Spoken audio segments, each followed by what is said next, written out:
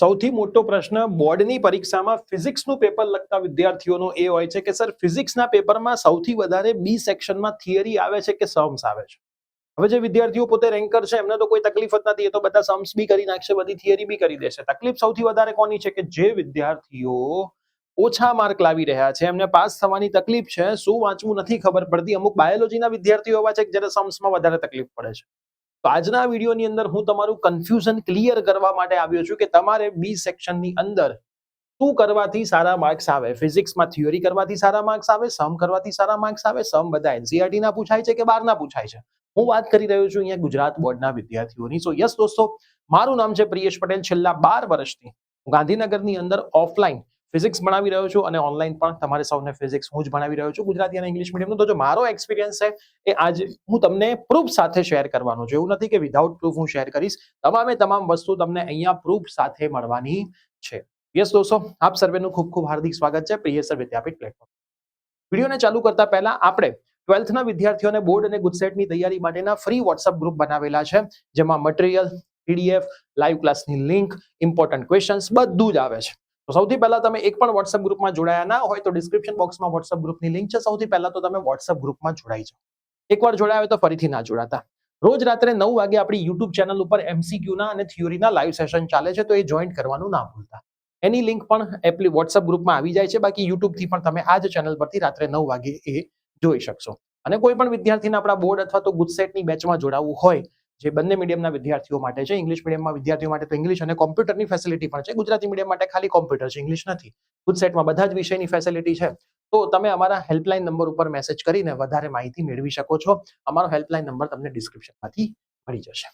હવે મેં થોડુંક એનાલિસિસ કર્યું છે. સૌથી પહેલા હું તમને એનાલિસિસ બતાવવા માંગુ છું. આ જે એનાલિસિસ છે એ માર્ચ 24 અને જૂન 24 નું છે.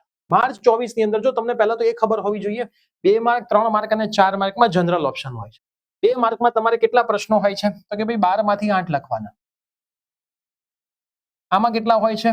9 માંથી 6 લખવાના અને આમાં 6 માંથી 4 લખવાના. આ તમને ખબર હોવી જોઈએ. 8 ગુણ્યા 2 કરો એટલે 16 માર્ક્સ થયા. 6 ગુણ્યા 3 કરો એટલે 18 માર્ક્સ થયા અને 4 ગુણ્યા 4 કરો એટલે 16 માર્ક થયા. 16 ને 16 32 ને 18 કરો એટલે 50 માર્કનું તમારો બી સેક્શન અહીંયા થઈ જાય. તો હું જનરલ ઓપ્શન સાથેની જ વાત કરું છું. તો જે માર્ચ 2024માં પેપર આવ્યું એમાં તમે જોઈ શકો છો કે 50% થિયરી 50% સમ છે. સેમ ટુ સેમ 3 માર્કમાં 5 થિયરી છે અને 4 સમ છે, અને 4 માર્કમાં 3 થિયરી અને 3 સમ છે. તો એક થિયરી ખાલી પેપરમાં વધારે છે 50% કેસ હું જોવા જઉં તો. એ જ રીતે જે જૂનમાં ઇમ્પ્રુવમેન્ટની એક્ઝામ હતી એમાં અહીંયા 4 થિયરી પૂછી, 8 થિયરી પૂછીને 4 સમ પૂછ્યા.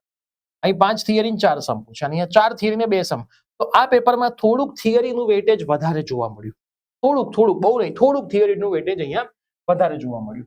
હવે હું લેટેસ્ટ પેપરની વાત કરું માર્ચ 2025ના, તો અહીંયા 5 થિયરી 6 સમ હતા, 5 થિયરી 4 સમ હતા, 2 થિયરી અને 4 સમ હતા. તો આમાં તમને અહીંયા એક સમ ઓછો છે તો અહીંયા 2 સમ વધારે છે, અહીંયા એક સમ વધારે છે. તો આમ જોવા જઈએ તો એકાદ સમ પેપરમાં વધારે હતો.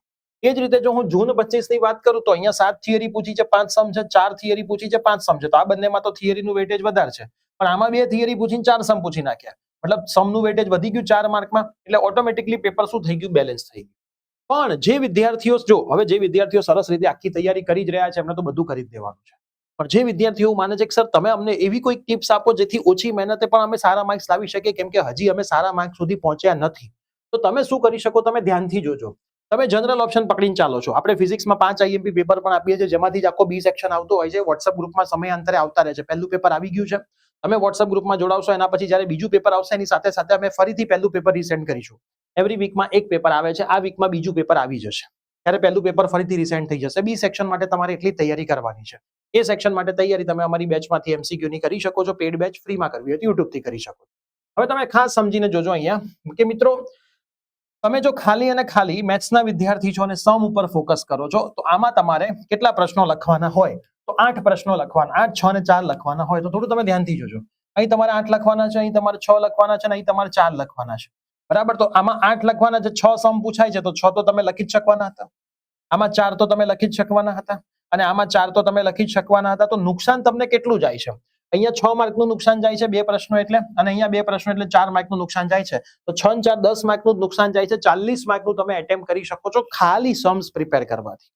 ખાલી સમ્સ પ્રિપેર કરવાથી. જો તમને થિયરીનો કન્સેપ્ટ ગમે છે તો 5, 5 ને 2 તમે લખી શકશો. અહીંયા બી તમે થોડુંક ધ્યાનથી જોશો તો અહીંયા થિયરી વાળાને વધારે મજા આવી હતી. બરાબર, અહીંયા થિયરી વાળાને વધારે મજા આવી, એટલે થોડું ઘણું પ્લસ માઇનસ રહે, થોડું ઘણું મિત્રો પ્લસ માઇનસ રહે, એનાથી વધારે મને પ્લસ માઇનસ નથી દેખાતું. તમે સમ કર્યા હોય તો 5 નું 10, 5 તરી 15 એટલે 25 માર્ક થયા, અને ચોકે ચોકે 16, 25 ને 16 તો કેટલા બધા માર્કનું એટેમ્પ થઈ જાય.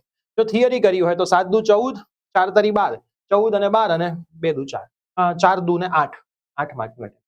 તો તમે એપ્રોક્સ 35 માર્કનું પેપર તો ગમે તે પેપર હોય ને, ખાલી થિયરી કે ખાલી સમ કરીને જાઓ ને તો પણ તમે એટેન્ડ કરી શકો એવું અહીંયા મને દેખાઈ રહ્યું છે.